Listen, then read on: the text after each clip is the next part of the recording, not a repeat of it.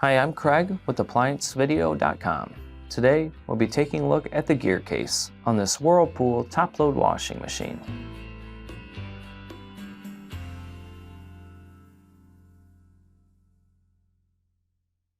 Stop. Before beginning any repair, always be sure to disconnect the power to the appliance.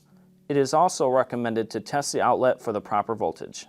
Remember to also turn off the water. The main reason why you'd be replacing your Gearcase is if the unit is making a very loud noise when it goes into spin. Now, click on the link below to view this repair video. ApplianceVideo.com guides you step by step, giving you the confidence to avoid recalls and callbacks, also saving time on repairs.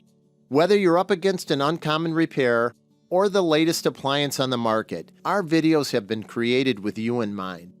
Our growing library of videos have been produced using our factory-certified technicians who have extensive infield experience over the past 30 years. ApplianceVideo.com provides high-quality repair videos that anyone can follow, regardless of their skill level. We are here to help. Click on the link below to view this repair video and let us help you do it right the first time.